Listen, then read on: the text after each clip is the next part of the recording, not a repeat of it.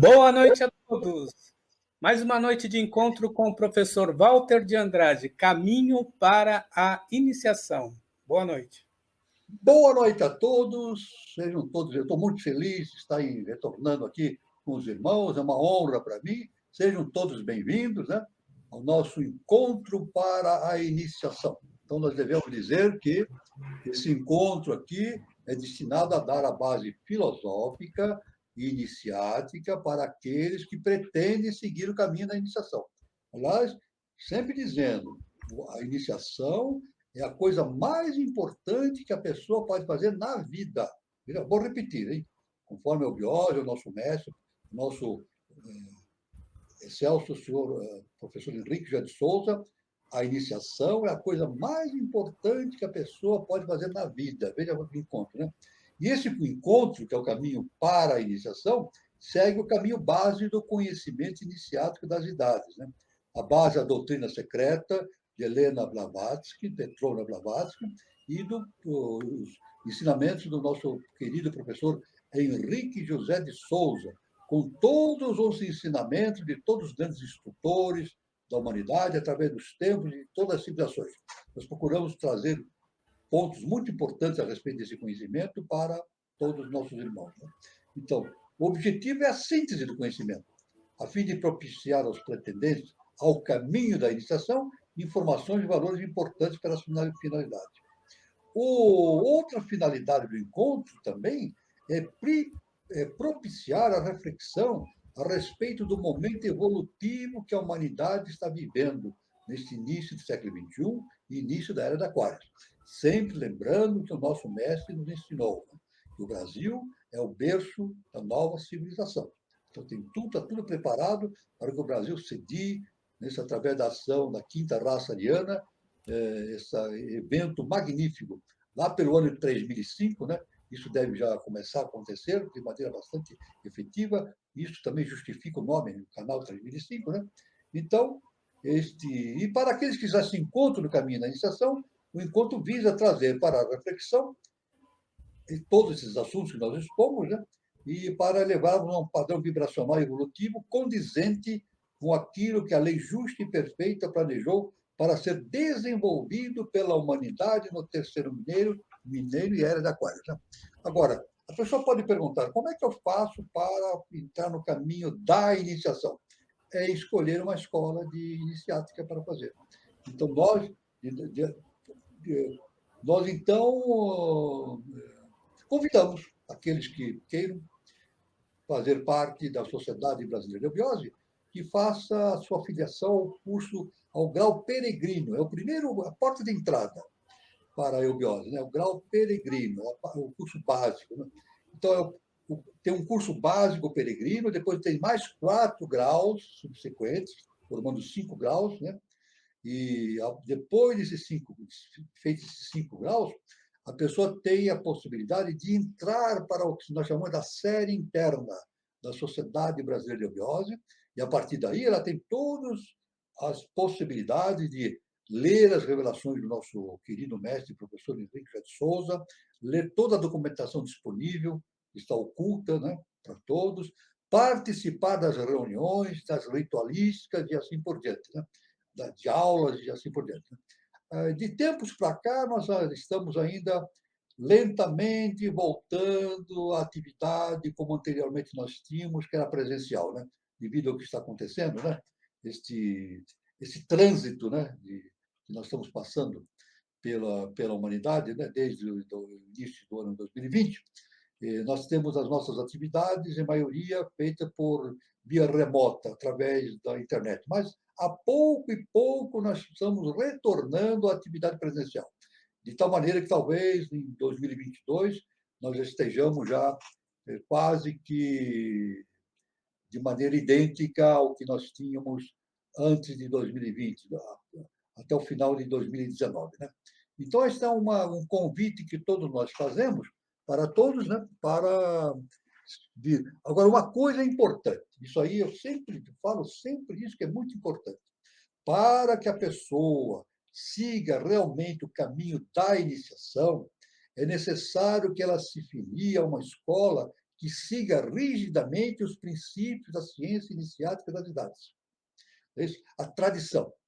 Nosso mestre diz, siga a tradição da filosofia transcendental cósmica, a ciência iniciática das idades. E a eubiose segue essa tradição. Então, se a pessoa seguir um grupo que não siga essa tradição, ela vai perder tempo. Vai perder tempo. Os caminhos não serão seguros.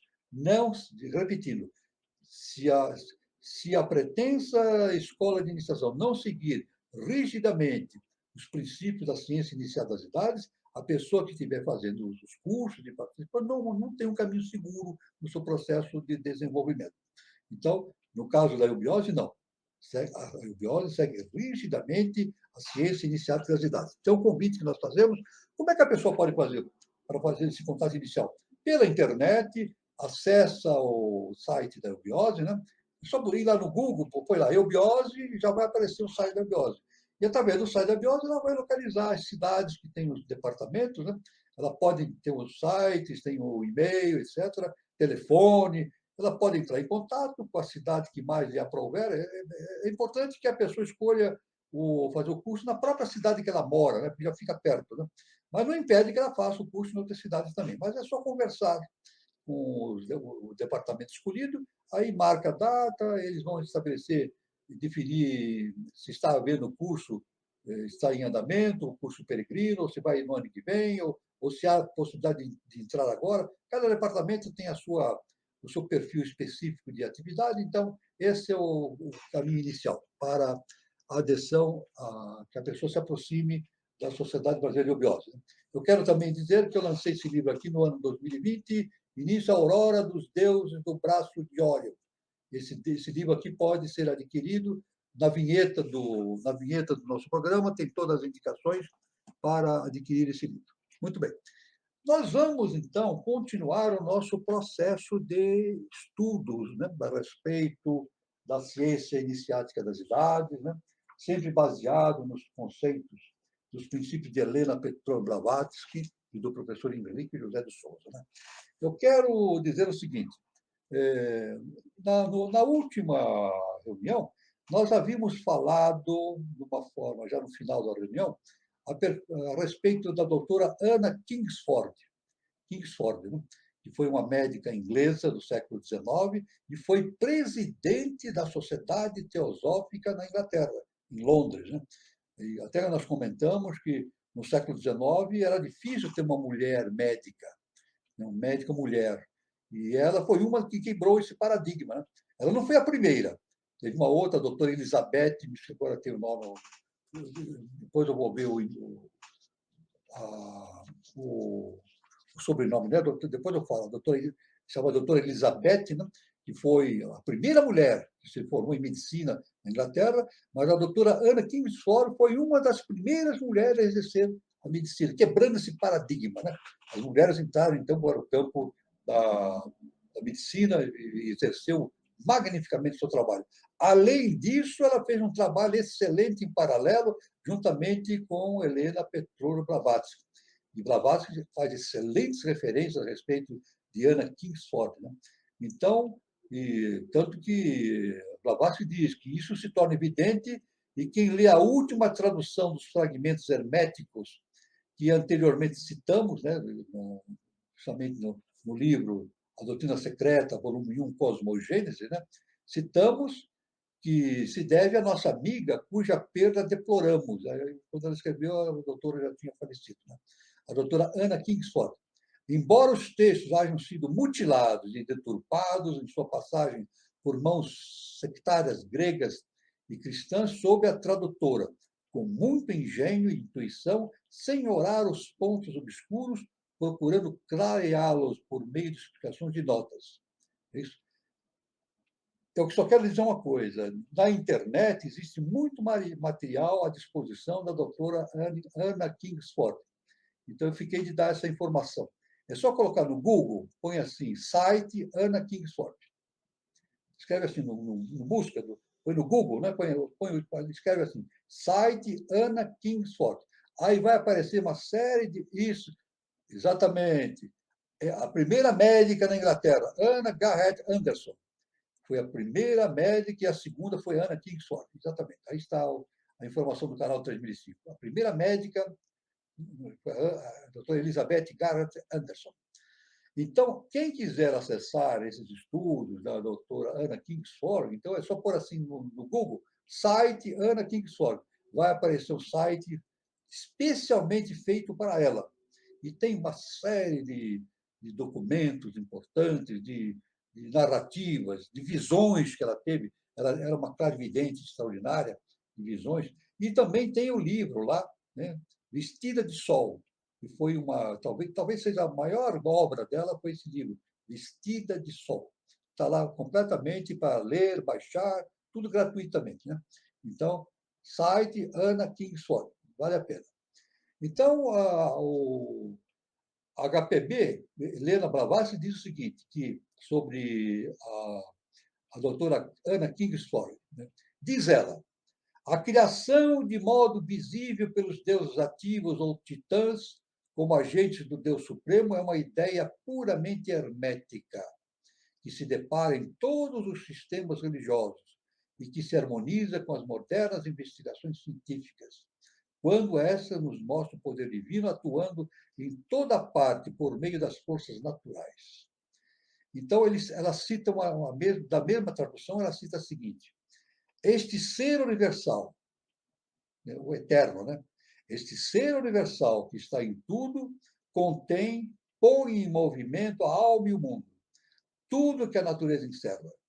Na unidade múltipla da vida universal, as inumeráveis individualidades que se distinguem por suas variações são, contudo, unidas de tal maneira que tal conjunto é uno e tudo procede da unidade. É muito importante isso que nós deixamos bem claro. E toda vez que a gente toca nessa questão da manifestação, da transição do imanifestado para o manifestado, né?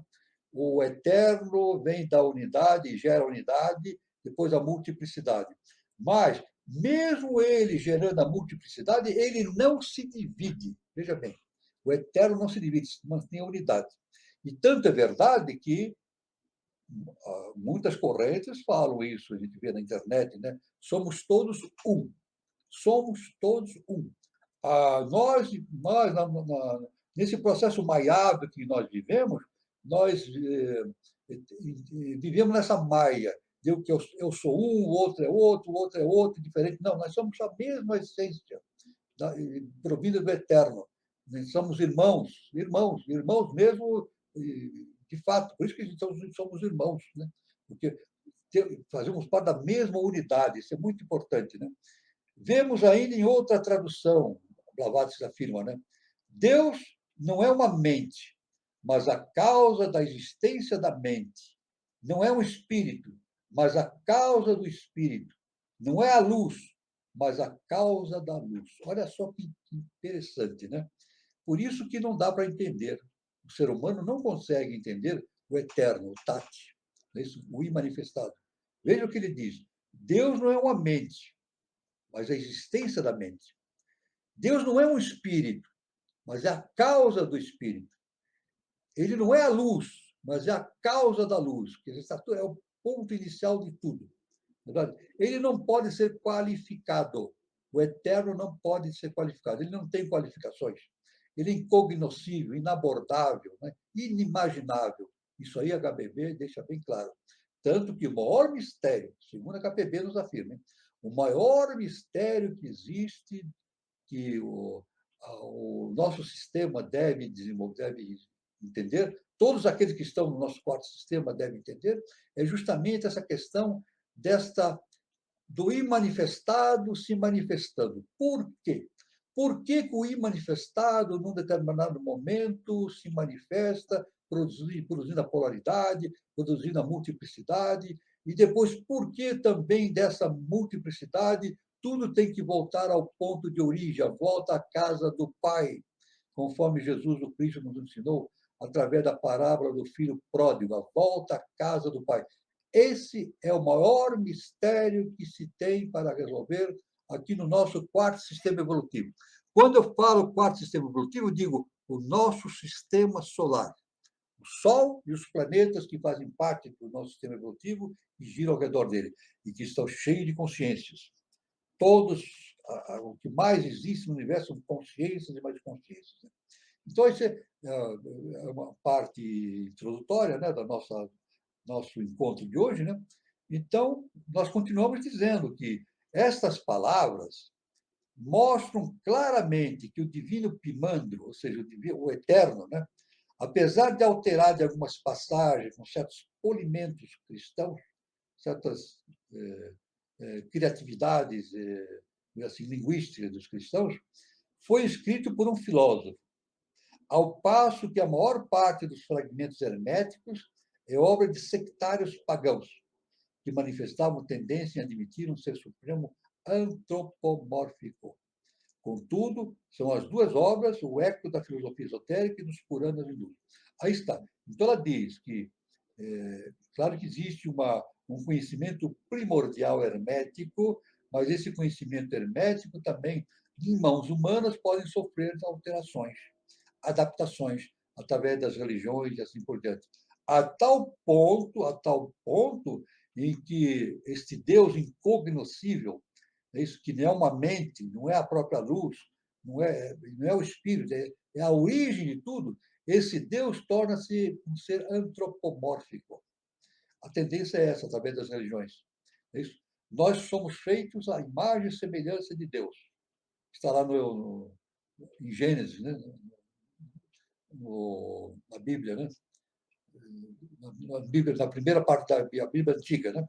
Somos feitos à imagem e semelhança de Deus. Mas, na verdade, a religião acaba fazendo Deus a nossa imagem. Então, eles antropomorfizam Deus. Isso é muito importante. Então, e a HPB chama atenção a esse respeito. Compare-se duas invocações. Uma dirigida ao Todo Supremo hermético e outra ao Todo Supremo dos arianos posteriores. Diz um fragmento hermético citado por um estudioso chamado Suidas. Eu te imploro, ó céu, obra sacrossanta do grande Deus. Eu te imploro, voz do Pai pronunciada no princípio, quando o mundo universal foi formado. Eu te imploro pelo Verbo, Filho único do Pai, que sustenta todas as coisas. Ser propício, ser propício. Quer dizer, ele implora, esse ser implora que a sua consciência se abra para entender todo esse fenômeno em que se manifesta todo esse cenário impressionante. Né? Essa invocação é precedida pelo seguinte, conforme a HPB. Né? Assim, a luz ideal existia antes da luz ideal. E a inteligência luminosa da inteligência existiu sempre. E sua unidade não era senão o espírito envolvendo o universo. Fora de quem, do qual, não há Deus, nem anjos, nem outra qualquer essência, porque ele, o aquilo, é o Senhor de todas as coisas, é o poder e a luz. E tudo depende dele, do aquilo, que está nele, o aquilo. O aquilo é eterno, né? Aquele que é incognoscível. Mas o próprio HPB, então, afirma que o próprio Trismegisto contradiz esse conceito quando diz, Hermes Trismegisto, falar de Deus é impossível, pois o corpóreo não pode exprimir o incorpóreo. O que possui corpo, nem aparência, nem forma, nem matéria, não pode ser percebido pelos sentidos. Eu compreendo que o impossível de definir, isso é Deus. Então, é uma total impossibilidade de definição do Deus. Do Deus no sentido do eterno, né? Do eterno, não aquela manifestação antropomórfica que a religião cria, né? E torna o Deus como uma projeção da própria natureza humana. Né? Isso é muito importante, então, esse entendimento que a KBB traz, justamente nessa parte muito importante da filosofia transcendental cósmica, que é a cosmogênese. A contradição entre esses dois trechos é evidente e demonstra, A, que Hermès era um pseudônimo genérico, dotado por uma série de gerações de místicos de todos os matizes. E B, segundo, né, que é preciso usar de muita ponderação e discernimento antes de aceitar um daqueles fragmentos, como preceito esotérico, tão só em razão de sua inegável antiguidade. É esse que a nossa HPB informa, que é muito importante no estudo que se considere que aquilo que é propalado, é ensinado, provém de uma fonte tradicional exata, ou seja, da ciência iniciada das idades. Senão, o erro está contido aí.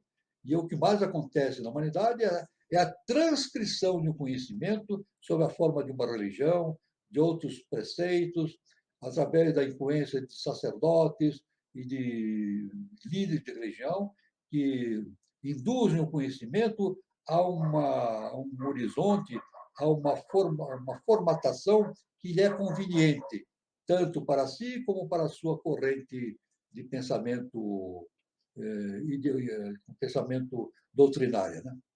Então, compare-se agora o que foi transcrito com uma invocação do mesmo gênero que se encontra nas escrituras hindus, sem dúvida tão antigas, se não muito mais do que os tais fragmentos. Parasha, o Hermes, instrui a Maitreya, o Asclepios hindu, e invoca Vishnu em sua tríplice hipóstase. Aí então, o próprio HPP já fala em Maitreya. Né? Então, é o seguinte, veja o trecho que ela se refere. Glória a Vishnu, o imutável, o eterno, o supremo, aquele cuja natureza é universal, o todo-poderoso. A ele é o Hiramyagarbha, Hari, Sankara, Brahma, Vishnu e Shiva, o Criador, o preservador e o destruidor do mundo, o Vasudeva, o libertador de seus adoradores.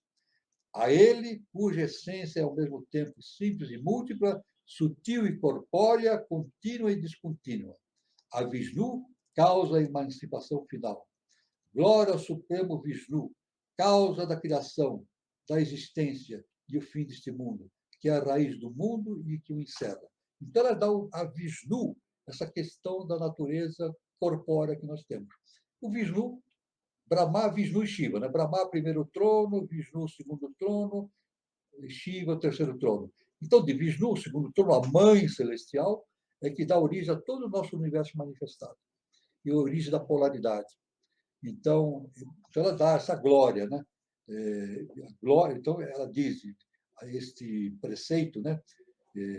Muito antigo, né? Fala, glória ao Supremo Vishnu, ao segundo trono, causa da criação, da existência e o fim deste mundo, que é a raiz do mundo e que encerra o fim do mundo também, a sua transformação. Isso é muito importante, então, né? É uma invocação grandiosa, afirma Blavatsky, e que contém um profundo sentido filosófico. Mas, para as massas profanas, sugere um ser antropomórfico, tal como a oração hermética. Quer dizer, a invocação é grandiosa, mas quando cai em mãos profanas, em mãos que não estão unidos à grande ciência inicial das idades, o que acontece? As consciências que estão envoltas nesse dogma religioso, acaba transformando esse ser, esse Deus que está além do nosso entendimento, num Deus semelhante a nós, algo antropomórfico. Então, essa é o grande problema quando o conhecimento passa para as mãos humanas. Devemos respeitar o sentimento que ditou a ambas. Entretanto, não podemos deixar de considerá-las em completo desacordo com o seu significado oculto e até mesmo com o expresso do referido trabalho hermético, onde diz: Trismegisto, HPB então cita o seguinte: Trismegisto, Hermes, né? A realidade, filho meu, não é deste mundo, nem pode sê-lo. Nada é real sobre a terra, só existem aparências. Ele, o homem, não é real, filho meu, como homem. O real consiste unicamente no real e permanece sendo o que é. O homem é transitório e, portanto, não é real. Não é mais que aparência, é a suprema ilusão. Então, veja bem, Isso é muito importante, essa visão de que a antropogênese de Blavatsky nos dá, né, do nosso mundo objetivo. É a ilusão. Então, o homem é a ilusão. É isso. Aliás, a gente sempre diz, né? Eu sempre falo isso a título de curiosidade, né? Se eu disser, assim, for num jornal, numa revista ou numa TV, e disser que nós não somos seres humanos, eles vão dizer, cara, ele está doido, esse sujeito está doido, ele não está bem das suas faculdades mentais. Mas é verdade, nós não somos seres humanos. Nós estamos passando pela experiência humana. Então, na verdade, o que nós somos? Deuses. Eu falei? Alguém falou? Não, Jesus, o Cristo, falou, está no Evangelho. Num determinado, João 10, Jesus falou, vós sois deuses. E ele repetiu o que está no Salmo 82, vós sois deuses. Agora, que Deus nós somos? Esquecidos. Porque a projeção da mônada em direção do mundo objetivo faz com que essa projeção vai se esquecendo da sua natureza divina. Então, a questão é justamente recordarmos a nossa natureza divina a caminho na direção da volta à casa do Pai. Isso é muito importante. Então, esse conceito é fundamental e muito baseado no conhecimento hermético, conforme Blavatsky afirma, né? Então, meu pai, conforme um outro pensador, ele diz, um outro pensador chamado Tatius, ele fala, então, meu pai, não são reais os corpos celestes, os que também variam? Trismegisto responde, o que está sujeito ao nascimento e à transformação não é real. Há neles uma certa falsidade, porque são também variáveis.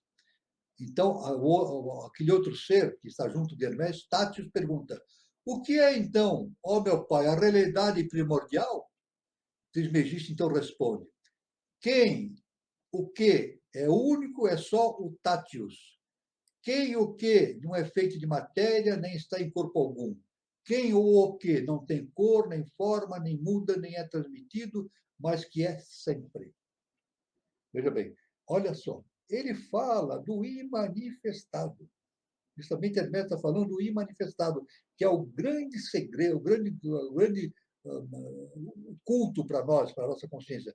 O imanifestado não tem corpo, não tem nascimento nem morte, não tem vida, como nós conhecemos objetivamente, no sentido de morrer e nascer e renascer, né? Mas ele sempre é. Ele sempre é, sempre foi e sempre será. Tanto que HPB diz, ele é e não é ao mesmo tempo. Olha só que HPB define. O Tati, o eterno. Ele é e não é ao mesmo tempo. Ele é e não é. Tanto que a HPB ela inventou um neologismo. Em vez de ser ou não ser, na doutrina secreta, ela inventou o termo seidade. Seidade significa aquilo que é e não é ao mesmo tempo. Então, antes de nós continuar, esse assunto realmente é profundo, não é fácil, é difícil para o nosso entendimento, né? Mas é muito importante esse assunto para a gente fazer essa distinção entre justamente a Maia e a realidade. O nosso universo todo manifestado é Maia, Maia, desde o Sol central até o terceiro trono, onde nós estamos vivendo, o nosso quarto sistema, é Maia, é ilusão. Somente não é Maia aquilo que está acima disso, que é a raiz de todo esse universo manifestado. Então, é muito importante essas informações de HPB, né, de Blavatsky, né? Então, nós vamos passar agora a palavra para o nosso irmão Carlos Nascimento, para ele fazer as complementações necessárias, enriquecer o assunto e abrir para perguntas e considerações. Com certeza, professor. Esse assunto é muito complexo, né? E a mente humana, né? Ela precisa ir criando forma. E nessa criação de forma, né? Ela vai deformando muita coisa, né? E como enxergar através da abstração, professor, tudo isso? Pois é. Essa é a questão. Quando nós falamos da abstração, nós estamos falando justamente da nossa tríade superior. Né? Nós temos o mental superior, o mental abstrato, nós temos a mente, temos a Buddhi e a Atman. A abstração é justamente algo que está além além do conhecimento teórico vamos dizer assim, da matemática, da razão, de todo o processo mental, está acima disso tudo. Começando por Budi, né, que é justamente a intuição. E depois, em Atman, que é nosso Cristo interno, o conhecedor une-se ao conhecimento. É isso. O que origina o conhecimento? Qual é a teoria do conhecimento, né, dos gregos? Platão e Aristóteles falam, é muito característico da filosofia esse capítulo chamado Teoria do Conhecimento. Na teoria do conhecimento é necessário haver um observador e um objeto. Um observador e um objeto. Então, o observador olha para o objeto e tira as suas conclusões. É isso, origina o conhecimento. Mas, quando o indivíduo atinge um estado superior de Atman, o nosso Cristo interno, né, acima, então, de uma consciência de adeptado, acontece um fenômeno interessantíssimo, muito importante. O observador se funde com o objeto. O observador se funde com o objeto. Então, ele já não vê mais o objeto fora de si, ele é o objeto. Quer dizer, ele consegue sentir, ele consegue perceber todas as características do objeto através da sua natureza exata, perfeita, intrínseca. É isso? Então, é por isso que, quando a gente atinge essa consciência átmica, nós atingimos o estado de contemplação. Ele contempla a realidade em si. Contempla a realidade em si. Nós podemos dizer até que ele entra no Akasha, né? E acima do Akasha, né? Ele tem uma visão imediata das coisas, né? Através da contemplação, mas não é uma contemplação ligada ao tempo e ao espaço, é fora do tempo e do espaço. Isso deixa de ter sentido, o tempo e o espaço. Então, quanto mais nós nos elevamos, a nossa consciência vai se elevando, né? Nós estamos numa consciência humana, é isso? Estamos passando pela experiência humana, o nosso processo de iniciação é justamente transitar do conhecimento humano para o conhecimento super-humano, depois subdivino e divino. Nós transitamos também para uma forma de entendimento diferente, que não é mais razão, não é mais lógica, matemática ou assim, é justamente através da contemplação. Contemplação, a visão imediata do fenômeno assim como ele é. É isso. Então, é a unidade, né? Veja bem o que eu estou dizendo.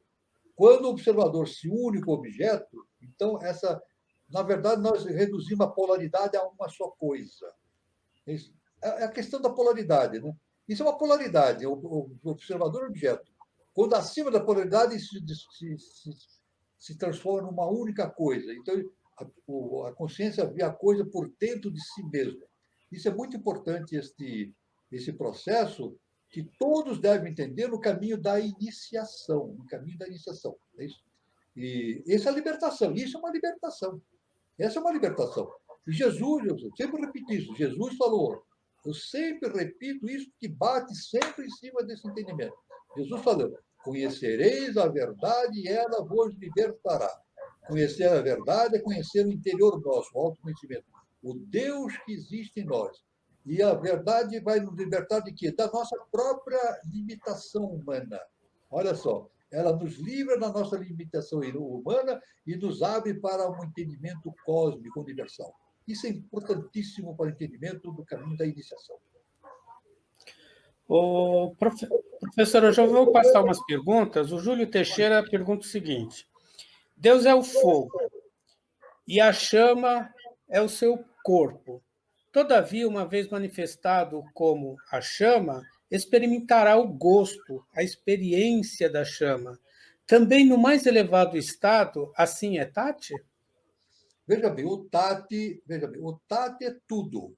Isso, na verdade, o nosso irmão Júlio, seguindo o pensamento de Helena Blavatsky e do nosso augusto mestre, professor Henrique de Souza. Né? Os dois coincidem, seguem essa linha de entendimento. O Tati é indefinível, não dá para indefinir. Não dá para definir Tati. Mas existe essa projeção do Tati, do imanifestado para o manifestado. Quando está no manifestado, então tudo se reduz à Maya. A Maya. E essa projeção do Tati tem que passar para a experimentação. Então, experimentará sim o gosto, né? A experiência da chama. E também tudo ela tem que experimentar. Isso é algo que faz parte da natureza do entendimento do nosso universo. É necessário que essa consciência que se projeta passe por todas as experiências concernentes à evolução cósmica. Então, ele tem que entender as coisas não somente por ouvir dizer, mas por vivenciar. Isso que é importante, olha. Vivenciar. Porque, veja bem, nós podíamos imaginar assim, Deus poderia pegar a sua projeção e dizer assim, olha, é assim, assim, assim, ensinar. Mas não, a sua projeção tem que descer. E essa projeção tem que passar por todas as experiências. Isso realmente é um mistério. O porquê não há explicação. Não há explicação. Eu, pelo menos, nunca li eu não vi nenhuma escrito de algum mestre, nem do professor Henrique de Souza, nem da Helena Blavatsky, citando o porquê disso, o porquê disso. Mas, de uma coisa eu tenho certeza, eu tenho que experimentar o gosto, experimentar a chama, experimentar todas as possibilidades existenciais para entender a natureza interna das coisas. Essa é a grande verdade. A grande verdade. Não há outro caminho. Não há outro caminho.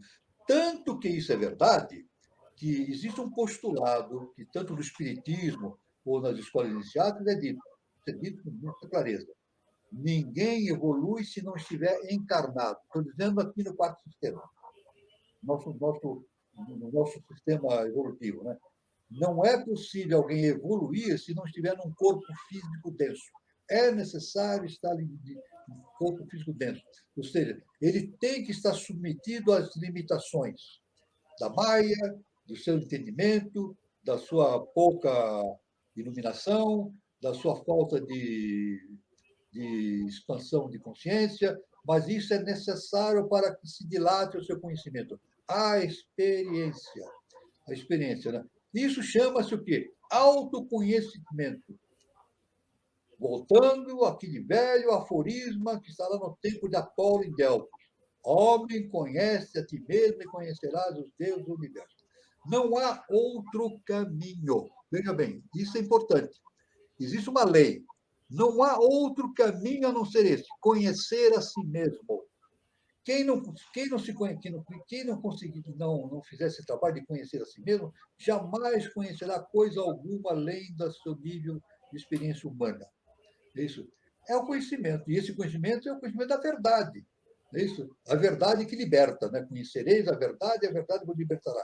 Esse é o nosso processo de evolução. Agora, por mais incrível que seja, isso pode parecer uma coisa também desconexa, que não tem um sentido lógico, etc., mas uma coisa é certa, todos os grandes mestres se referem a isso de maneira muito clara. E clara. Todos os grandes mestres através dos tempos. Krishna, Mestre Megisto, Jesus o Cristo, HPB, professor Henrique de Souza, e todos os grandes mestres. A gente pode citar aqui centenas e centenas, milhares de mestres. Afirmam a mesma coisa. É necessário o autoconhecimento. Uma lei universal. Então, tudo isso, agora, isso tem uma razão cósmica, né? E é essa razão cósmica que nós temos que entender através da expansão desse nosso entendimento, através de uma expansão da autoconsciência, do conhecimento interno, do autoconhecimento. Professor, continuando, Júlio Teixeira pergunta: Vishnu é a raiz, mas a ideia e a essência da raiz, e Brahma? Brahma é o pai. Ele é a raiz do nosso sistema evolutivo. Mas ele também não é a realidade final, ele é derivado do Sol central. O Sol central, né? Interessante que o Sol central é chamado de Parabrahma. Existe Brahma. E Brahma, ele não tem um sentido de polaridade macho ou fêmea. Isso. Brahma não. Quando se fala Brahma é o A final, ele é estendido. Brahma, não é um acento, é Brahma. O Brahma, ele se identifica como o pai. Na nossa visão relativa, nós entendemos como algo masculino, mas é o pai, é uma força cósmica. E Vishnu é a mãe cósmica, é o mar, né? Citado por Maria, né? A mãe, né? No catolicismo é a Virgem Maria, né? Significado pela Virgem Maria, né?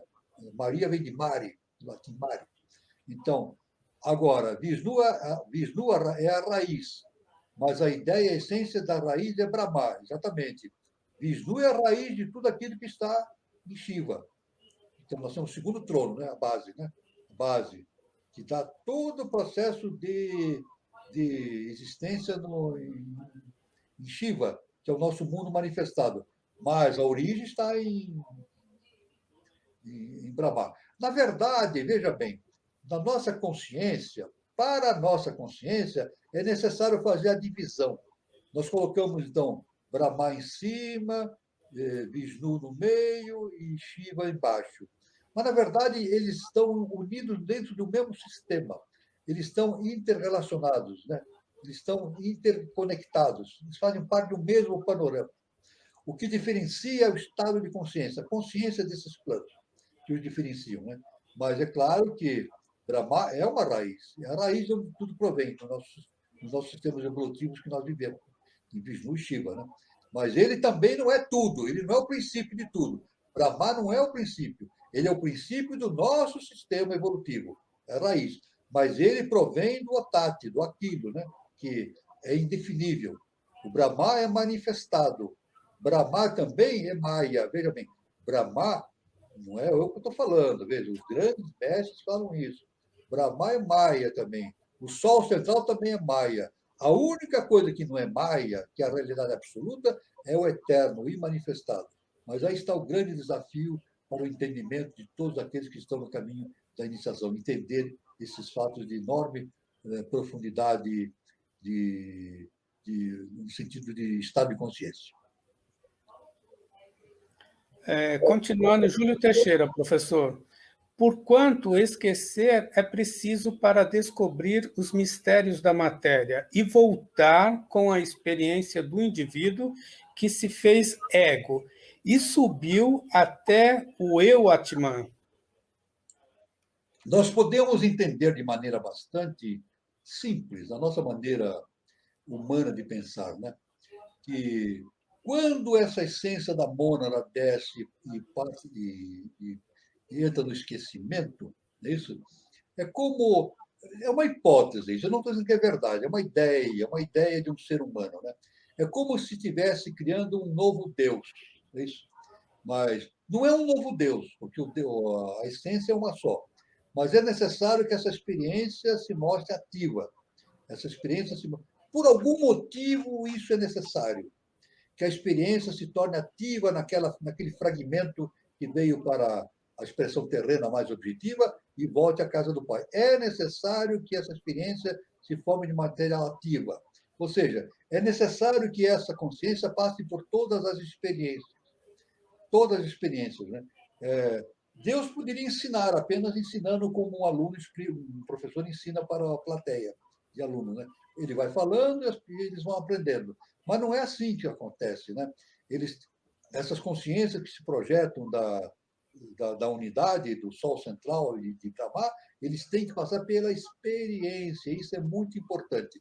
Eu devo dizer que, através do século, através dos milênios, os filósofos têm discutido isso ativamente. É só pesquisar no conhecimento da Índia e todos os setores da atividade de conhecimento fundamental na filosofia transcendental. Os filósofos vêm discutindo por quê? Por que acontece isso? Por que é necessário? Quer dizer, não há um conhecimento... Quer dizer, a gente chega à seguinte conclusão. Nem mesmo um mestre ele tem esse entendimento disso tudo. Né? Se eu disser que um mestre tem esse entendimento, então eu diria, então, está errado, que Tati é incognoscível. Não. Mesmo os grandes mestres têm as suas limitações, dependendo da altura em que ele chegou. Não é isso? Ele tem que chegar, no mínimo, ao Sol central, né? Voltar à casa do Pai, ao Sol central, e depois de lá, não se sabe o que vai acontecer. O que vai acontecer? Há uma fusão novamente? Uma volta ao manifestado? Isso realmente é algo, por enquanto, é impossível de se entender. Não há possibilidade de entendimento. Mas, de uma coisa certa, o fundamental em todo esse processo de descida dessa projeção monádica para a face da Terra e a sua subida para o plano universal, existe uma constante que é válido em todos os instantes. Chama-se amor universal, básico. Básico. Eu falo assim, é necessário autoconhecimento, é necessário que se entenda o mistério, é necessário que se entenda a natureza do Tati, é necessário que se entenda esse processo desse horizonte cósmico que não se pode imaginar do imanifestado passando para o manifestado. Mas, basicamente, o fundamento básico disso chama-se amor universal. O amor universal é aquilo que dá unidade. Pronto. O amor universal é aquele que mantém a unidade. É isso. A gente sabe que o ódio separa.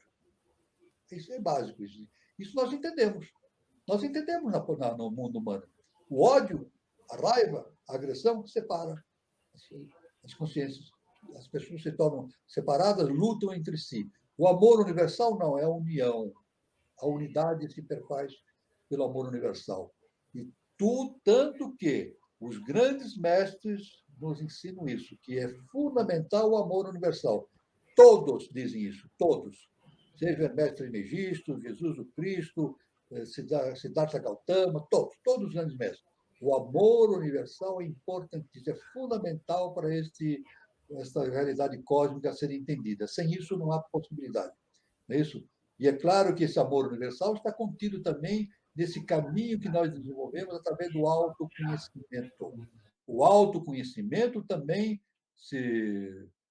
declarado pelos grandes mestres, o autoconhecimento é uma expansão dessa nossa consciência do amor universal, para retornarmos à casa do Pai.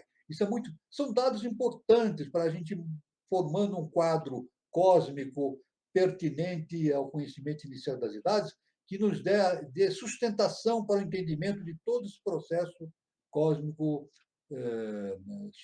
superior. Né? Professor, o Guilherme Guazelli Neto pergunta o seguinte: a seidade a encontramos no eterno agora? No eterno agora, a seidade. A seidade é o que? É o ser e não ser ao mesmo tempo. Não é verdade? Porque, veja bem, o ser e o não ser. Aqui no nosso mundo objetivo, nós dizemos o ser e o não ser. O ser é uma vida objetiva. Depois da morte, para os materialistas, não ser. Para os materialistas é assim. O que dizem os materialistas? A vida é o ser, a morte é o não ser. Para os materialistas. Né? Mas para os espiritualistas, diz isso aqui. Não é bem verdade isso. A vida é o ser material, na materialidade. E depois da morte é o ser na espiritualidade. O ser continua existindo, tanto na forma encarnada como desencarnada. Né? Mas também existe um outro enigma, que é o não ser. Isso aí a HPB não explica isso porque é inexplicável. É inexplicável por quê? Porque não tem explicação, não tem entendimento? Não, porque nós não temos ainda o nível de consciência para entender esse fato. Nós não temos ainda um nível de entendimento para entender esse fato, né? O não ser. Mas é claro que se o Tati é tudo, o eterno é tudo, ele é o ser e o não ser. É isso? Tudo. Se ele é a sombra e a luz, o nível das trevas, ele é o ser e o não ser também, né? Quer dizer, então, por isso que a HPB, diante dessa impossibilidade de descrever o ser e não ser, isso eu nunca li na doutrina secreta alguém se arborando para explicar, algum mestre ou ela mesma, a questão do ser e não ser de maneira clara. E mesmo porque nós não entenderíamos, né? Mas então ela criou esse neologismo, a seidade, né? Então, a realidade, na verdade, a seidade é a realidade, né? É a realidade em si, né? Que é o ser e não ser que está presente no eterno agora. O professora Emília Garcia pergunta: através das experiências humanas no mundo físico, transformamos energia em consciência. Damos consciência para a matéria? Sim, sim. Veja bem, a HPB, ela fala baseado nos princípios fundamentais da ciência inicial das idades. Tudo tem consciência, veja bem. Se eu pegar um grãozinho de uma poeirinha de areia do deserto, uma poeirinha, tem consciência. Se eu pegar um átomo, tem consciência. Se eu pegar um elétron, um próton, um nêutron, tem consciência. Tudo tem consciência. Agora, como é que nós. Isso para a ciência inicial, para a ciência acadêmica, é um absurdo, né? Supor que um próton tenha consciência. Mas ele tem a divindade em si. Ele tem a divindade em si. É uma consciência amortecida. É uma consciência que não está ainda não está plenamente desenvolvida, mas tem a consciência. Então, o que define a realidade do universo é a consciência. Olha só o que eu estou falando. O que define a realidade do universo é a consciência. Tempo e espaço não tem valor algum. A física quântica hoje, pela ciência moderna que nós temos, a física quântica também afirma isso, né? Tempo e espaço é zero. É isso. Tempo e espaço é zero. Pelo conhecimento inicial, também admitimos isso. O tempo e espaço é zero. A consciência não. É a verdadeira existência que existe no mundo objetivo. A consciência, né? Então, tudo tem consciência, por menor que seja. Agora, isso vai ter que evoluir para a consciência universal, para a consciência do seu próprio Criador, do Tati, do aquilo, né? Essa consciência tem que evoluir. E o mais importante também, nós, dentro da nossa estrutura orgânica, nós somos deuses, uma consciência, deuses esquecidos, mas o nosso corpo também é um universo também, né? Nós temos um universo no nosso corpo, são células, são glândulas, são células, existem bactérias, existem elementais que fazem parte da nossa estrutura hiperfísica. É um grande universo existente em nós. E a nossa consciência dirige também esse universo. Essa nossa consciência está produzindo a evolução de todas essas consciências que estão nessa galáxia que nós somos. Então, está tudo interconectado. Tudo interconectado. Veja aí a importância da consciência humana nesse processo evolutivo, né? Tudo deve evoluir para atingir a consciência suprema, para retornar à casa do Pai. Isso é uma coisa importantíssima. Então, eu posso dizer para a nossa irmã Emília, sim, a consciência é a matéria, toda matéria tem que ter uma transformação na matéria para o retorno à casa do Pai. A matéria nada mais é do que a condensação. Essa energia que desce é condensada na forma da matéria. E tem mais. Quando nós falamos matéria, aqui na nossa conversa, nós falamos apenas na matéria que nós chamamos de matéria que nós conhecemos na física, né? Sólido, líquido, gasoso, não é isso? A parte material. Mas essa ainda é muito sutil. Isso é muito importante. Essa matéria que nós conhecemos, essa matéria física, ainda é matéria sutil, porque existem planos materiais muito mais densos ainda. E a ciência já sabe disso, o buraco negro, né?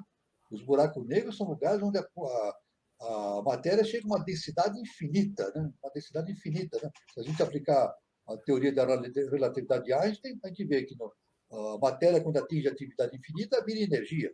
Não é isso? Então, existem lugares no universo onde a densidade é extremamente elevada, mas infinitamente mais elevada que a nossa matéria, que nós conhecemos, que é bem sutil diante da realidade universal. Então, realmente é um panorama cósmico fantástico, né? Fantástico, né? E que somente através do conhecimento iniciático a gente começa a perceber. Somente através do conhecimento iniciático a gente percebe a real grandeza de todo esse universo, isso, que excede em muito, em muito, em muito o conhecimento da ciência acadêmica. A ciência acadêmica se atém apenas ao conhecimento da matéria mais densa que nós temos, né? A ciência acadêmica afirma, estuda a astronomia. É o sólido, líquido e gasoso, né? É a estrutura de átomos, né? E prótons, nêutrons, né? Etc. Mas existem situações de extrema densidade da matéria em que ainda é impossível a gente imaginar uma ação da ciência nesse campo. Existem perspectivas ainda existem perspectivas teóricas de um dia, em um laboratório, se produzir um buraco negro. É isso. existe, a gente lê nos cientistas físicos essa hipótese de que um dia pode se produzir uma matéria tão densa como um buraco negro no laboratório. Mas são ainda hipóteses ainda muito distantes da realização no nosso mundo. Mas nós sabemos que essas limitações da ciência só serão vencidas quando o cientista fizer a sua transformação interna, através do autoconhecimento. Porque aí a ciência, veja bem, a ciência vai deixar de ser apenas a ciência da experimentação de laboratório para se tornar também uma ciência experimental no campo da magia, para a utilização das forças universais, Forrati, Kundalini, Prana, usar as forças da magia, que somente os mestres têm acesso a esse processo. Né? Mas os cientistas, um dia, nas universidades, terão acesso a esses projetos todos de utilização de Forrati, Kundalini e Prana nos seus experimentos, né? Mas somente quando o cientista fizer a sua transformação interna e tornar-se do nível de um mestre, acima de um adepto, de um mestre universal. Né? O professor Guilherme Guazelli Neto pergunta: conhecer a si mesmo é ser você mesmo? Não, não. Ser eu mesmo? Não. A resposta é não. De maneira bastante... Veja bem, meu nome é Walter. Meu nome é Walter. Então, qual é a finalidade do autoconhecimento? É conhecer o Walter? Não é. O que é o Walter? É a personalidade, é a minha personalidade. É Maia, ilusão. Walter é Maia, ilusão. Vamos ser mais claros? O Walter não existe. Não existe, é temporário. Esse Walter é temporário. Tanto que quando desencarne, vai-se embora Walter, João, Maria, aí reencarna, se encarna com outro nome, é tudo temporário. Né? Então, o conhecimento não é conhecer. Quando a gente diz conhecer a si mesmo, é uma maneira humana de se expressar. Mas o conhecimento de si mesmo é conhecer a nós mesmos, que somos Deus. Agora, quem é o Walter? O que está dentro do Walter, ou da Maria, do João, do Pedro, do Antônio, de qualquer ser humano? Deus. Deus. Jesus, vós sois Deus. Então, a questão é conhecer o Deus que existe em nós. E quando nós conhecemos o Deus que existe em nós, a gente vê que temos muito mais dentro de nós do que, repetindo aqui, né? O ser e o não ser, né? Do nosso grande inglês, né? Shakespeare, né? Shakespeare, né? To be or not to be, that's the question, né? Então, Isso. existe muito mais coisa entre o céu e a terra do que imagina a vã ciência humana. Olha o que ele falou. Existe muito mais coisa entre o céu e a terra do que sonha a vã ciência humana. É isso? Então, é claro que o conhecer a si mesmo não é conhecer. A questão do conhecer a si mesmo não é conhecer a personalidade, é conhecer o Deus que existe em nós mesmos. Por isso que o aforisma do tempo de Apolo em Delfos, ele diz: conhece a ti mesmo e conhecerás os deuses do universo. Conhece o Deus que existe em você e você vai conhecer, por consequência, os outros deuses. Ou seja, que é a mesma coisa. Conhecendo o Deus que existe dentro de si mesmo, ele vai conhecer a unidade. Conhece a unidade, que é um só. A unidade. Vamos repetir? Conhecendo o Deus que existe dentro de si mesmo, o indivíduo conhece a unidade. Então, ele vai perceber que não existe diferença entre o seu Deus interno com os outros deuses que ele pode imaginar. É sempre uma unidade. Então, o conhecer a si mesmo não é conhecer a personalidade. Não. A personalidade é coisa transitória. Ela está aí para ser transformada. Né? Então, conhecimento de si mesmo é conhecer o Deus que existe dentro de cada um. Muito bom. O professor, a Maria Tereza Ruiz de Oliveira faz um comentário e depois uma pergunta. Eu vou passar a sequência. Ainda que eu falasse a língua dos homens, que falasse a língua dos anjos, sem amor eu nada seria. Exatamente. Aí ela faz a pergunta: foi por isso que Jesus falou: o amor remove montanhas. E essas montanhas serão as entraves que nos impedem de desenvolver a mente abstrata? Exatamente. remover montanhas é um ato de magia. Né? Magia. Veja bem, Jesus disse, se tiveres a fé de um tamanho de um grão de mostarda, quando ele fala fé, ele diz conhecimento. Ele não podia falar de autoconhecimento naquele tempo. Era impossível. Ele tinha que falar com a linguagem na época. Então ele disse, se tiverdes a fé de um tamanho de um grão de mostarda, um grãozinho de mostarda, direis a esse monte, monte, passe para lá, e o monte passa.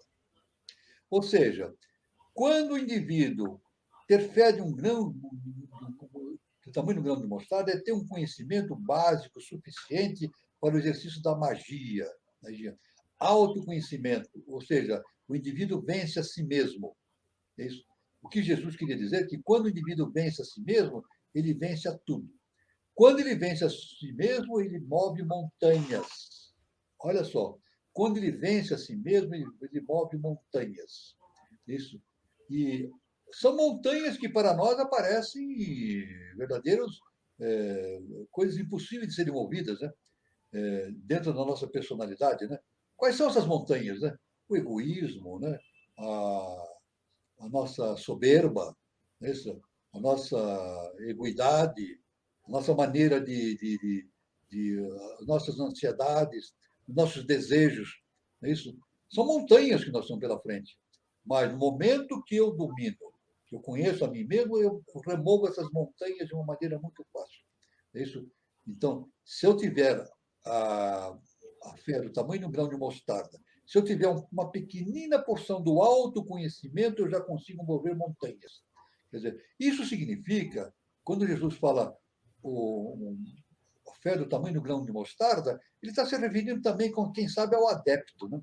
Quando tiveres a consciência de um adepto, você não precisa ser Deus totalmente desenvolvido, mas quando tiver pelo menos a consciência de um adepto, você vai ter a possibilidade de mover montanhas diante de si. Perfeito, perfeito. A expressão de Jesus o Cristo a respeito disso é muito importante. Agora, essa remoção de montanha é através do amor universal. Basicamente, sem amor, nada feito. O amor. Porque o amor é unidade. O amor é unidade. O ódio, o entrechoque, ele desfacela, ele destrói. O ódio é destrutivo, ele destrói. E destrói a força toda. Destrói a força toda, né? A unidade, não. A unidade mantém todos unidos. Né? Agora, até hoje, nos dias. Hoje o mundo levou um choque muito grande. Né? Vamos agora voltar ao nosso mundo de hoje, com esse problema que nós estamos passando aí pelo mundo inteiro, que todos sabem, né? Todos sabem, eu não vou repetir nomes aqui, né, para não deixar o programa muito pesado. Né? Esse problema que nós estamos passando no mundo inteiro, né, que está afetando a todos, e olha, um probleminha causado por uma partícula ínfima, isso, uma molécula invisível, somente vista por microscopia eletrônica, isso, uma molécula, um DNA, um DNA, que é uma molécula pequeníssima, né, que atravessa qualquer coisa. E, no entanto, essa pequeniníssima partícula derruba impérios. Não é isso que nós vamos vendo? A força, né? Temos aí países, né, que dizem, não, nós temos bombas atômicas, temos foguetes intercontinentais, podemos explodir o planeta não sei quantas vezes. Sabe para que serve isso? Para nada. Eu vou repetir. Sabe para que serve bomba atômica, foguetes intercontinentais, alto poder de destruição? Sabe para que serve isso? Para nada. Nada. É absolutamente lixo. É lixo da humanidade. Lixo. Vou repetir. Bomba atômica e foguetes intercontinentais de alta periculosidade, de alta destruição, é lixo. Porque uma moléculazinha pequenininha vem e derruba todo esse sistema. Essa é a Maia. É a Maia. É a Maia do poder. Eu posso fazer isso. Não pode nada. Agora, tem amor universal que pode. É isso? Bomba atômica, foguetes intercontinentais de alta destruição, arma de alto poder de destruição é feito pelo ódio. Pelo ódio. Isso não é força. Isso destrói, desagrega a humanidade. Então, o contrário não é o amor universal. No futuro ainda distante, as potências não terão mais armas, não terão bombas atômicas, não terão nada.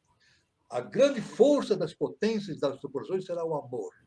E isso vai se refletir na sinarquia, onde todos se unem através de um processo de amorosidade que dá uma conexão perfeita através da verdadeira força universal. A verdadeira força universal é o amor cósmico. Professor, a Mayra... Não, a Mayra Ribeiro Mai, ela pergunta, queria saber se tem algum encontro onde falam sobre as sete paramitãs. Nós estamos aqui escalonando os assuntos, né? Estamos escalonando os assuntos a fim de ir desenvolvendo conhecimento paulatinamente, observando. É claro que nós não podemos dar um aprofundamento a determinados assuntos que somente nas escolas iniciadas são dados, é claro. Nós falamos de maneira genérica, né? Mas procurando desenvolver assim uma visão geral do panorama. Agora, por exemplo, existem assuntos que são tratados dentro dos graus de iniciação da eubiose que nós não podemos tratar aqui, que são muito específicos, relacionados a um conhecimento oculto muito profundo, né? E é muito difícil também, né? É muito difícil de tratar disso, porque precisaria documentação e demonstração de planilhas e uma sequência exata. Né? Por isso que no grau de iniciação é tudo dado numa sequência gradativa, conexa, bastante interessante, para que esse conhecimento vá se estendendo. O conhecimento é muito amplo. Aqui no nosso encontro, nós damos sempre uma visão geral de toda essa ciência inicial das idades, e vejam bem, já é difícil, né? Já é difícil a gente entender, mesmo no sentido geral, esses entendimentos. Mas nós vamos entender, vai chegar um momento, nós vamos estudar as instâncias de Dizian, né? As 7 instâncias de Dizian da cosmogênese e as 14 instâncias de Dizian as 12 instâncias de Dizian da antropogênese, mas não de uma forma profunda, como está na doutrina secreta, foi impossível. É impossível se fazer isso numa reunião assim, online, né? É impossível, não dá. Somente através de um grupo específico, estudando especificamente aquele assunto. Né? Mas, de maneira geral, esses assuntos vão se estendendo e vão dando uma visão geral, porque é justamente para gerar nas pessoas aquela conexão com esse estudo universal, né? Que é muito interessante e muito desafiador. Né? Na verdade, os nossos encontros aqui são encontros desafiadores, né? Para mostrar os horizontes e torná-los bastante tornar o ambiente bastante propício para o desenvolvimento de muitas ideias. Aliás, eu devo até dizer o seguinte, olha, eu vou contar até uma particularidade. Eu vou contar uma particularidade que acontece comigo quando eu dou aula para os graus de iniciação, né, na eubiose. Então, acontece comigo também, e já aconteceu muitas vezes, um fato interessante. Tem muitos alunos que chegam para mim e dizem assim, Valder, acontece uma coisa impressionante comigo. Quando eu entrei na eubiose, eu tinha algumas dúvidas. Agora eu tenho muitas dúvidas. Eu tinha apenas algumas dúvidas. Mas as minhas dúvidas aumentaram. São centenas, milhares de dúvidas. Então ele fica preocupado. Por que eu estou num curso de iniciação, em vez de diminuir as dúvidas, elas aumentam? Eu digo, então eu respondo, mas é isso mesmo. É isso mesmo. A pessoa que não tem dúvida nenhuma está morta. Se a pessoa não tem dúvida nenhuma, ela está morta. Ela parou de pensar, parou de estudar. Se ela tem uma dúvida, ótimo. Se tem duas, ótimo. Se tiver três, se tiver milhões de dúvidas, melhor ainda. Então, eu digo para o aluno, quando a pessoa entra na escola iniciática e percebe que ela tinha algumas dúvidas e agora ela tem centenas de dúvidas, isso é assim mesmo que se explica. Por quê? Não são as dúvidas que vieram, são os horizontes que se alargaram. Veja bem, os horizontes se alargaram. Quando as dúvidas aumentam, significa que o horizonte se alargou. Eu estou vendo um horizonte muito mais amplo. Aí surgem mais perguntas, mais dúvidas. Mas isso é necessário, isso faz parte do autoconhecimento. Isso não é negativo. Não é entrar numa escola e solucionar todas as dúvidas. Não. Justamente ampliar os horizontes. A função da escola iniciática é ampliar os horizontes, abrir esse conhecimento para horizontes maiores, universais. Então, isso que eu queria dizer para a nossa irmã. Mas vamos, as paramitas, nós vamos estudar também no devido momento, mas sempre no sentido genérico, né? Porque não podemos nos aprofundar muito, porque não é o sentido do encontro não é esse. O aprofundamento específico em determinado assunto, mas sim dar uma visão geral sobre tudo. O professor, o comentário do Júlio Teixeira. Um microser trancou os gigantes na sua prepotência, né? Exatamente. Um microser, Um, um exatamente. microser trancou os gigantes na sua Isso prepotência. aí, viu, Júlio, isso aí é para derrubar o que? A prepotência. O nosso mestre diz, nada acontece por acaso. Não é verdade? Então, as grandes potências têm armas atômicas, têm foguetes intercontinentais, e dizem, nós mandamos porque temos a força. Mentira, isso é ilusão, é maia. Vem uma pequenina, nem bactéria é uma molécula. É uma molécula menor, extremamente menor do que de uma bactéria, de uma célula. Uma molécula vem, se espalha e derruba continentes, derruba sistemas de economia, derruba estruturas, todas as estruturas são. Isso aí faz parte do autoconhecimento. Nada acontece por acaso. Nós estamos passando por um grande momento de transformação da humanidade. Nós vamos superar isso. Isso vai ser superado. Mas, veja bem, a questão não é tratar de uma doença, a questão é tratar da mente humana, do comportamento humano. De uma coisa nós temos certeza: passado esse momento difícil que a humanidade está passando, o mundo não será mais como igual a antes. Vocês podem ter certeza, o mundo não será igual ao que era antes. Muita gente diz, vamos voltar ao normal. Não, nós não vamos voltar àquele normal de antes. Aquele normal de antes está superado, aquilo foi no passado.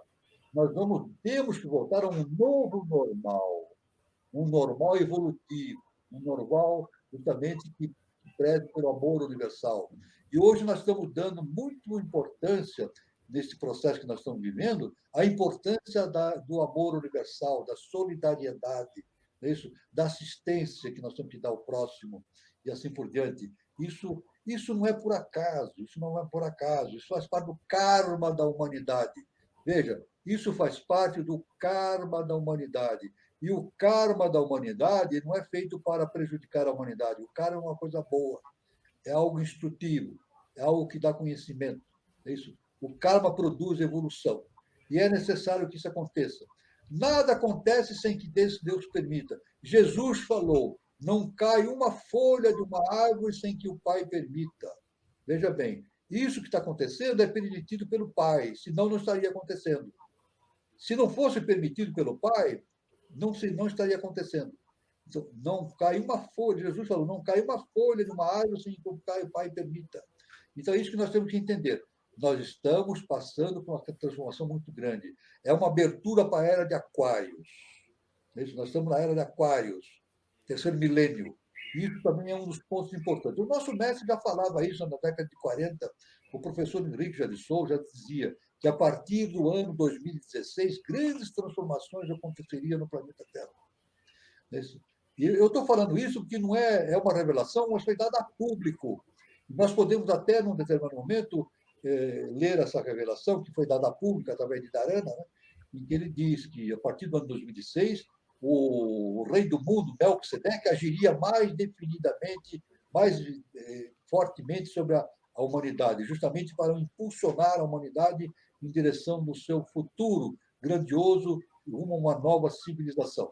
Então, exatamente nosso irmão Júlio, um micro ser trancou o gigante na sua prepotência, derrubou os prepotentes. Um micro ser derrubou os prepotentes. E o Guilherme Guazelli Neto continua. Gripe exacerbada que virou uma fraudemia.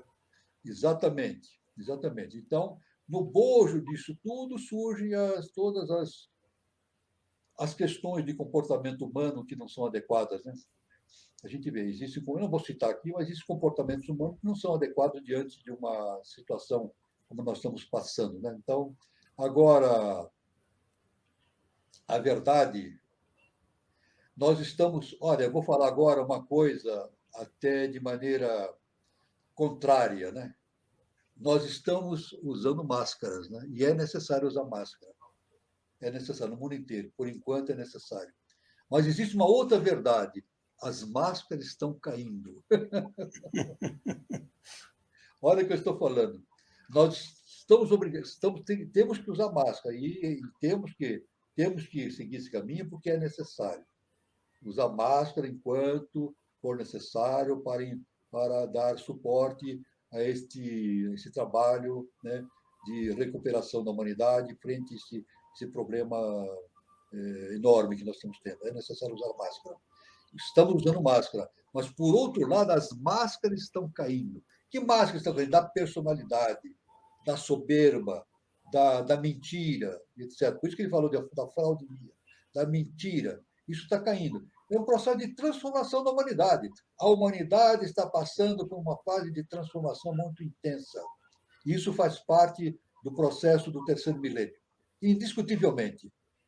É difícil a gente explicar exatamente todos os detalhes do que está acontecendo, mas, de maneira geral, nós sabemos, através do ensinamento do nosso augusto mestre, professor Henrique Jetson, ele nos ensinou o seguinte: nada acontece por acaso, e a lei é universal, é justa e perfeita.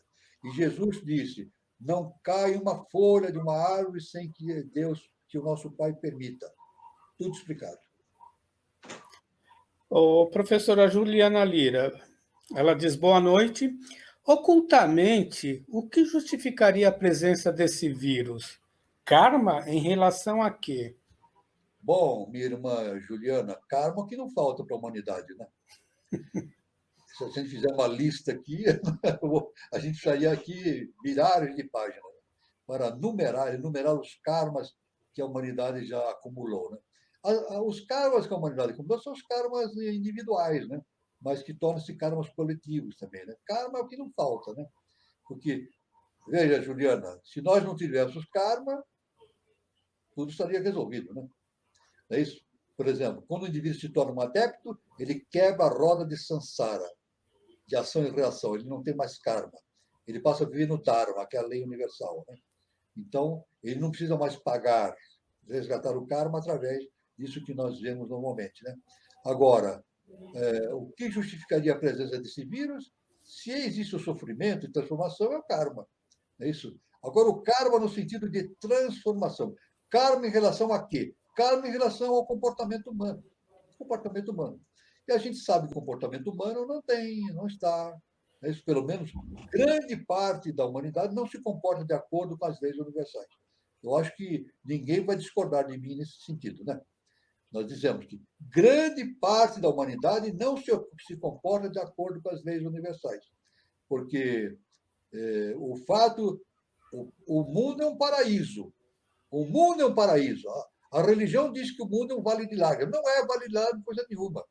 O mundo é um paraíso. Quem transforma o paraíso no inferno é o homem. O mundo é um paraíso, é uma beleza, uma coisa maravilhosa. Um pôr de sol, os mares, o oceano, os animais, né? O céu estrelado, é um paraíso.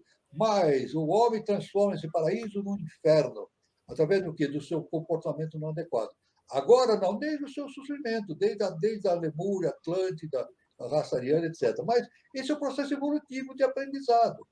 De aprendizado através do karma age no sentido de fazer essa renovação, né? Esse reajustamento de. Agora, nós não podemos falar karma em relação a quê? Aqui a gente não tem papel que contenha. Se a gente for fazer uma relação do karma, não dá nem para contar a quantidade de atitudes não condenáveis e não adequadas que o homem tem para gerar karma, né? É uma pergunta, só Deus sabe. Só Deus sabe a quantidade de karma que a humanidade tem. Só Deus sabe. Nós nem podemos ter ideia a esse respeito. Mas que é verdade é isso. O karma age. Age, mas não para destruir ou para condenar, para transformar. O processo de transformação da humanidade em direção do seu destino evolutivo maior, que é a formação de uma nova civilização. O professor, ela faz umas complementações que eu achei interessante. Por exemplo, mas eu me refiro porque atacar os pulmões. Em relação aos pulmões, professor, seria respirar novos ares? Seria o astral pesado? Olha, aí, eu diria o seguinte, que aí comporta uma nova reflexão, né? Nós não vamos entrar nesse assunto, porque precisaria refletir sobre uma série de assuntos referentes à doutrina esotérica, né? O conhecimento mais profundos, né? Da constituição hiperfísica do indivíduo, da relação das forças, né? Porrate, Kundalini, Prana, Vayu. Isso é um assunto muito, muito extenso, né? Mas não há condições de, em poucos minutos, fazer um estudo. Isso que é um estudo muito extenso e precisa de muito estudo, muito aprofundamento para se ter uma conclusão, pelo menos, satisfatória a esse respeito, né? Então, agora, de maneira geral, podemos dizer que é karma. Karma, indiscutivelmente, é. Senão, não estaria acontecendo, né? O Alencar Quadros faz o comentário aqui. Reconhecer que a persona na matéria, o ego, é instrumento de Deus em evolução na matéria. Então, somos como reflexo de Deus único e reconhecemos que tudo manifestado é Deus em evolução e a nós mesmos. Veja bem, quando a gente fala que Deus está em evolução, também é uma definição que não está de acordo, né? Não está de acordo com Deus, não evolui, o eterno não evolui. Eu não posso dizer que o que está acontecendo em nós é Deus em evolução. Não, isso não. Isso é uma terminologia que não coincide com aquilo que nós conhecemos da doutrina secreta. Deus não evolui, ele é pleno, ele é pleno. Ele é o ser e o não ser, né? Agora, existe uma projeção dele que se esquece da sua origem, é diferente. Nós somos deuses em potencial, deuses esquecidos, né? O nosso Deus que está dentro dele, ele já é evoluído. Isso eu quero dizer, veja bem, o Deus que está em nós, Jesus falou, vós sois Deus. O Deus que está em nós é pleno, ele não precisa evoluir. Ele não precisa evoluir. Agora, a nossa consciência que fecha esse Deus e essa potencialidade se esquece da sua própria natureza. Então, a questão não é Deus que está evoluindo. Veja bem o que eu estou dizendo. Não é Deus que está evoluindo, porque isso não acontece. Deus já é pleno. Mas o recordar, a volta à casa do Pai. Por isso que o mestre Jesus falou, a volta à casa do Pai. Não é verdade? Então, não é Deus que está evoluindo, sim, é um processo nós vamos nos relembrando da nossa divindade que já é evoluída. O Deus que nós temos em nós não está em evolução, ele já é pleno, evoluído. Não só dentro de nós, ou um grãozinho de poeira no deserto, já é um Deus evoluído, pleno. Mas nesse conteúdo existe o esquecimento. Esse é o mistério. Existe o esquecimento. Não é isso? E nós nos esquecemos, então, da nossa origem divina. Né? Isso também se reflete no plano da reencarnação. Né? Nós reencarnamos e nos esquecemos das nossas vidas anteriores. Nós nos reencarnamos e esquecemos das nossas vidas anteriores para irmos, então, evoluindo paulatinamente. Essa questão do esquecimento também é presente na questão da reencarnação. Né? Então, mas isso eu quero dizer o seguinte, isso eu quero dizer, deixar bem claro, não é Deus que está evoluindo. Não, Deus a evolução é plena, mas é a projeção dele entrou em esquecimento. Então, a questão de toda é recordar a sua grandeza, recordar a sua evolução plena. Essa é a questão. É difícil o assunto. Eu estou dizendo, o assunto não é fácil. É um mistério. É um mistério. Mas a gente tem que fazer as coisas, dar os devidos termos. Se eu falar que Deus está evoluindo, nós não. Isso não é verdade. Senão seria uma contradição. Como é que Deus está evoluindo em nós? Se Deus é pleno, então ele evoluiu. Não, Deus, na progestão não é uma evolução de Deus. Não é uma evolução, é uma descida da consciência e a consciência se esquece. E o nosso projeto é justamente, dentro do nosso entendimento, é relembrarmos essa consciência divina que está perene dentro de nós. Isso é bom deixar bem claro esse conceito para não confundir uma coisa com a outra. O professor, surgiu alguns comentários em relação a essa questão do ar. A Eliana Pontes coloca o seguinte: aos pulmões representam o ar, e ar é o mecanismo da época de Aquários. E ela complementa: Juliana, ar é o elemento da era de Aquários. Estamos nos primórdios desta era e precisamos transformar para que ela atinja o seu auge. Eu aceito essas informações da Juliana, né, e da Eliana, e parabenizo pela a sua dedicação em entender as coisas, né, e parabenizo mesmo. Então, continuem estudando, tirando as suas conclusões, isso é muito importante. Só que aqui dentro da nossa linha, nós não podemos entrar nesse assunto, porque é muito específico e não temos condições de desenvolver esse estudo. É muito específico. Mas eu parabenizo as nossas duas irmãs, a Eliana e a outra, Juliana, né? E a Eliana Pontes, e a Pela, Juliana Lira. pela sua maneira de estudar e, claro, que continuem estudando e tirando as suas próprias conclusões. É por isso que o nosso mestre diz o seguinte: estudem, comparem, meditem e tirem as suas próprias conclusões. Bom, professor, em virtude do horário, né, eu tenho que agradecer a participação de todos, os comentários, tá? E também dar um comunicado, né? Aqui no canal 3005, a nossa próxima roda de conversa, no dia 2 de novembro, feriado, 2 de novembro de 2021, no mesmo, em outro horário, às 20h21. Vai ter uma roda de conversa sobre o preparo ao encontro anual de 2021 do Sistema Geográfico do Roncador, vivenciando o Arcano 1, no pré-centenário da SBE, Sociedade Brasileira de Eubiose. A abertura será feita pelo venerável Leonardo Faria Jefferson de Souza e considerações da venerável Alina e Ariel Rico, Jefferson de Souza, de Maria Augusta de Queiroz Parreira, José Ribeiro, lá do Sistema Geográfico do Roncador, e Neldo Egon Eirich, também do Sistema Geográfico lá do Roncador.